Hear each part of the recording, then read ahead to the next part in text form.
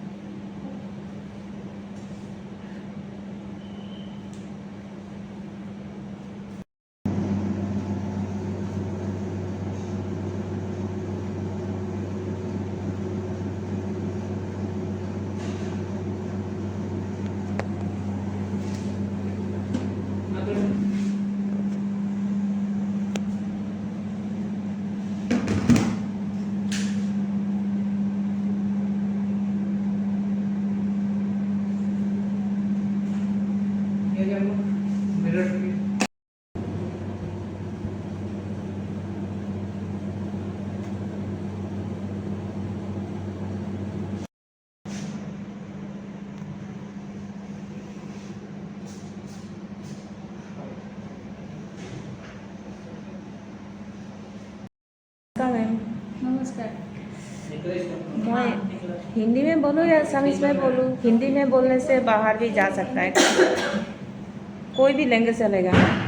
ठीक है, तो ये आप क्या स्पेशलिस्ट हो? हाँ, तो किस किस? मैं और मेरे हस्बैंड अच्छा, दोनों MDS है। हाँ। मेरे हस्बैंड मैक्सिलोफेशियल सर्जन हैं और इन्होंने fellowship in head and neck oncology में किया है और मैं ब्रेसेस स्पेशलिस्ट हूँ। अच्छा, और क्या क्या कैसे कैसे होता है? जैसे कि मैक्सिलोफेशियल सर्जरी में आता है, कोई किसी को सिस्ट रिमूवल करना है, किसी को ट्यूमर रिमूवल करना है, ओरल कैंसर सर्जरीज है, फिर माइनर सर्जरीज जैसे किसी को फ्रीनेक्टमी हुआ है, वो सब हम लोग करते हैं। तो प्लस ट्रॉमा, इवन किसी को एक्सीडेंट हो जाने से ये जॉ में फ्रैक्चर हो जाता है, नेजल फ्रैक्चर होता है, कोई भी फ्रैक्चर होने से वो मैक्सिलोफेशियल सर्जन ही करते हैं, जो मेरे हस्बैंड करते हैं। और मेरा जो स्पेशलिस्ट है दांत टेढ़े मेढ़े रहने से, ऊंचा रहने से, गैप रहने से, वो मैं ठीक करती हूँ। अच्छा, दोनों अलग अलग होता अलग है अलग ना? ब्रांच में। जैसे कि ये दांत के लिए आप थोड़ा सा बोल दीजिए। जैसे कि ये दांत में कैविटी होने से दांत के 3 लेयर होते हैं, 1 2 3। हाँ। फर्स्ट लेयर में जब होते हैं किसी को पता नहीं चलता है क्योंकि वो कोई दर्द नहीं दे रहे हैं, पर अगर कोई आते हैं तो इसको हम फिलअप कर सकते हैं, उसको निकाल के फिलअप कर सकते हैं और दांत बच जाता है। पर कोई नहीं कर पाता क्योंकि किसी को समझ में नहीं आ रहा है, पेन नहीं है करके, तो वो सेकेंड लेयर में जाते हैं। जब जैसे कि सेकेंड लेयर में जाते हैं तब उनको सेंसिटिविटी होता है। उससे क्या होता है, आपको कोई कभी ठंडा पानी पी लिया, आइसक्रीम खा लिया, बहुत सेंसिटिविटी होगा। फिर जैसे आप स्वॉलो कर लेते हैं, भूल जाते हैं। उसके बाद जब थर्ड लेयर में आ जाते हैं, नर्व में पहुंच जाते हैं, तब वो दर्द शुरू कर देते हैं। तब लेकिन फिलअप नहीं हो पाता है। जब फर्स्ट 2 लेयर्स में रहते हैं हम लोग फिलअप कर सकते हैं, but when it reaches to the third layer तब RCT करना पड़ता है।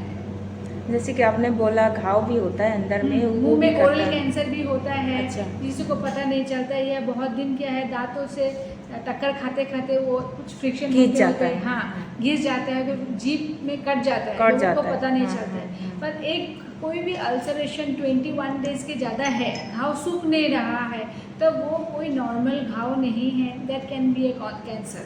सो उसका बायोप्सी करके हम लोग देख सकते हैं, फिर ट्रीटेबल हो जाता है। अगर हम लोग नहीं करते कि नहीं सूख जाएगा, दवाई खाएगा और एंड तक बैठे रहते हैं, तो वो तो बहुत स्टेज तक चले जा सकता है। और कैसे कैसे कर सकता है?